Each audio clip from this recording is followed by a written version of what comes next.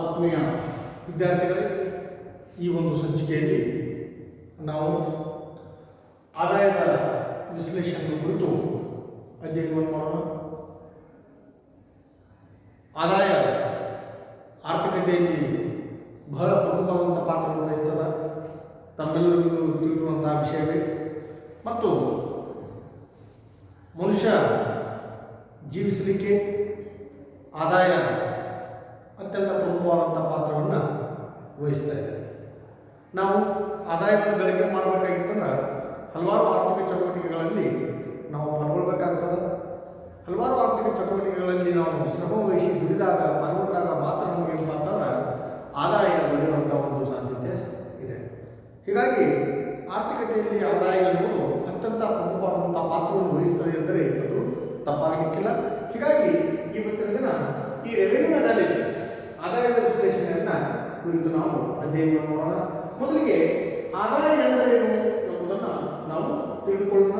ವಿವಿಧ ಬೆಲೆಗಳಲ್ಲಿ ವಿವಿಧ ಪ್ರಮಾಣದ ಸರಕುಗಳನ್ನು ಮಾರಾಟ ಮಾಡಿದಾಗ ಉದ್ಯಮ ಸಂಸ್ಥೆಗೆ ಲಭ್ಯವಾಗುವ ಒಂದು ಆದಾಯವನ್ನು ನಾವೇನಂತ ಕರೀತೀವಪ್ಪ ಅಂತ ಆದಾಯ ಎಂದು ನಾವು ಕರಿತಾ ಇದ್ದೇವೆ. ಅಂದರೆ ಒಂದು ಉದ್ಯಮ ಸಂಸ್ಥೆಯು ವಿವಿಧ ಬೆಲೆಗಳಲ್ಲಿ ವಿವಿಧ ಪ್ರಮಾಣದ ಸರಕುಗಳನ್ನು ಮಾರಾಟ ಮಾಡಿದಾಗ ಆ ಉದ್ಯಮ ಸಂಸ್ಥೆಗೆ ದೊರೆಯುವಂತಹ ಒಂದು ಈ ಸಂಪನ್ಮೂಲ ಅಥವಾ ಆದಾಯವನ್ನು ನಾವೇನಂತ ಕರಿತಾ ಇದ್ದೇವಪ್ಪ ಆದಾಯ ಎಂದು ನಾವು ಇಲ್ಲಿ ಕರಿತಾ ಇದ್ದೇವೆ. ಇಲ್ಲಿ ಆದಾಯದಲ್ಲಿ ಮೂರು ಪರಿಕಲ್ಪನೆಗಳನ್ನು ಅಧ್ಯಯನ ಮಾಡಬೇಕಾಗ್ತದೆ. ಒಂದು ಒಟ್ಟು ಆದಾಯ, ಎರಡನೇದಾಗಿ ಸರಾಸರಿ ಆದಾಯ, ಮೂರನೇದಾಗಿ ಸೀಮಾಂತ ಅಥವಾ ಅಂಚಿನ ಆದಾಯ. ಈಗ ಈ ಮೂರುಗಳನ್ನು ನಾವು ಒಂದೊಂದಾಗಿ ಅಧ್ಯಯನ ಮಾಡೋಣ. ಮೊದಲನೇದಾಗಿ ಒಟ್ಟು ಆದಾಯ. ಒಟ್ಟು ಆದಾಯನ ನಾವು TR ಎಂದು ನಾವು ಸೂಚಿಸ್ತೇವೆ. ಅಂದರೆ ಟೋಟಲ್ ರೆವಿನ್ಯೂ. ಅಂದರೆ ಉದ್ಯಮ ಸಂಸ್ಥೆಯು ಉತ್ಪಾದಿಸಿದಂತಹ ಎಲ್ಲ ಘಟಕಗಳನ್ನು ಮಾರಾಟ ಮಾಡಿದಾಗ ಆ ಸಂಸ್ಥೆಗೆ ದೊರೆಯುವಂಥ ಎಲ್ಲ ಮೂಲಗಳಿಂದ ದೊರೆಯುವಂಥ ಆದಾಯವನ್ನು ನಾವೇನಂತ ಕರಿತಾ ಇದ್ದೇವೆ ಅಂದರೆ ಈ ಒಟ್ಟು ಆದಾಯ ಎಂದು ನಾವು ಕರಿತಾ ಇದ್ದೇವೆ. ಈ ಒಟ್ಟು ಆದಾಯವನ್ನು ನಾವು ಸೂತ್ರದ ಮುಖಾಂತರ ನೋಡಬೇಕಾಗಿತ್ತು. ಒಟ್ಟು ಒಂದು ಸಂಸ್ಥೆಯ ಒಂದು ಉದ್ಯಮ ಸಂಸ್ಥೆಯ ಒಟ್ಟು ಆದಾಯವನ್ನು ನಾವು ಕಂಡುಹಿಡಿಯಬೇಕಾಗಿತ್ತಂದ್ರೆ TR P/Q ಅಂತ ನಾವು ಈ ಸೂತ್ರವನ್ನು ಬಳಕೆ ಮಾಡ್ತಾ ಇದ್ದೇವೆ.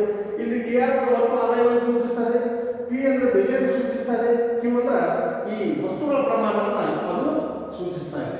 ಇಲ್ಲಿ ವಸ್ತುಗಳ ಮಾರಾಟದ ಪ್ರಮಾಣವನ್ನು ಇದು ಸೂಚಿಸ್ತಾ ಇದೆ. ಹೀಗಾಗಿ ನಾವು ಒಂದು ಉದ್ಯಮ ಸಂಸ್ಥೆಯ ಒಟ್ಟು ಆದಾಯವನ್ನು ಕಂಡುಹಿಡಿಯಬೇಕಾದ್ರೆ ಬೆಲೆ ಇಂಟು ಈ ವಸ್ತುಗಳ ಪ್ರಮಾಣವನ್ನು ನಾವು ಮಾರಾಟ ಮಾಡಿದ ವಸ್ತುಗಳ ಪ್ರಮಾಣವನ್ನು ನಾವು ಇಲ್ಲಿ ಹಾಕಿದಾಗ ನಮಗೆ ಏನು ಸಿಗ್ತದಪ್ಪ ಅಂದ್ರೆ ಇಲ್ಲಿ ಒಟ್ಟು ಆದಾಯ ಇರುವಂಥ ಒಂದು ಸಾಧ್ಯತೆ ಇದೆ. ಇನ್ನು ಎರಡನೇದಾಗಿ ಸರಾಸರಿ ಆದಾಯ. ಅಂದರೆ ಒಂದು ಉದ್ಯಮ ಸಂಸ್ಥೆಯು ತಾನು ಉತ್ಪಾದಿಸಿದಂಥ ವಸ್ತುಗಳನ್ನ ಅಥವಾ ಪ್ರತಿಯೊಂದು ವಸ್ತುವಿನಿಂದ ಬರುವಂತಹ ಒಂದು ಆದಾಯವನ್ನು ನಾವು ಸರಾಸರಿ ಆದಾಯ ಎಂದು ಕರಿತಾ ಇದ್ದೇವೆ. ಅಂದರೆ ಉದ್ಯಮ ಸಂಸ್ಥೆಗೆ ಪ್ರತಿ ಘಟಕದಿಂದ ಬರುವಂತಹ ಒಂದು ಆದಾಯವನ್ನು ನಾವು ಸರಾಸರಿ ಆದಾಯ ಎಂದು ಕರಿತೀವಿ. ಈ ಸರಾಸರಿ ಆದಾಯವನ್ನು ನಾವು ಸೂತ್ರದ ಮುಖಾಂತರ ಈ ರೀತಿಯಾಗಿ ಬರಿತಾ ಇದ್ದೇವೆ. AR=TR/Q ಅಂತ. ಅಂದ್ರೆ ನಾವು ಸರಾಸರಿ ಆದಾಯವನ್ನು ಕಂಡುಹಿಡಿಯಬೇಕಂದ್ರೆ ಎವರೇಜ್ ರೆವೆನ್ಯೂ. AR ಅಂದರೆ ಎವರೇಜ್ ರೆವೆನ್ಯೂ, TR ಅಂದರೆ ಟೋಟಲ್ ರೆವೆನ್ಯೂ, Q ಅಂದರೆ ವಸ್ತುಗಳ ಮಾರಾಟದ ಪ್ರಮಾಣ. ಹೀಗಾಗಿ ಈ ಸರಾಸರಿ ಆದಾಯವನ್ನು ಕಂಡುಹಿಡಿಯಬೇಕಾಗಿತ್ತು.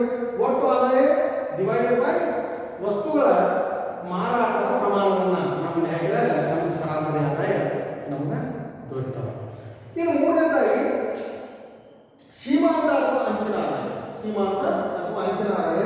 ಅಂದರೆ ಉದ್ಯಮ ಸಂಸ್ಥೆಯು ಹೆಚ್ಚುವರಿ ಘಟಕಗಳನ್ನು ಮಾರಾಟ ಮಾಡಿದಾಗ ಆ ಸಂಸ್ಥೆಗೆ ಬರುವಂತಹ ಆದಾಯವನ್ನು ನಾವೇನು ಮಾಡ್ತಾರೆ ಸೀಮಾಂತ ಆದಾಯ ಎಂದು ನಾವು ಕರಿತಾ ಇದ್ದೇವೆ. ಈ ಸೀಮಾಂತ ಆದಾಯವನ್ನು ನಾವು ಈ ಸೂತ್ರದ ಮುಖಾಂತರ ನಾವು ಕಂಡುಹಿಡ್ತಾ ಇದ್ದೇವೆ.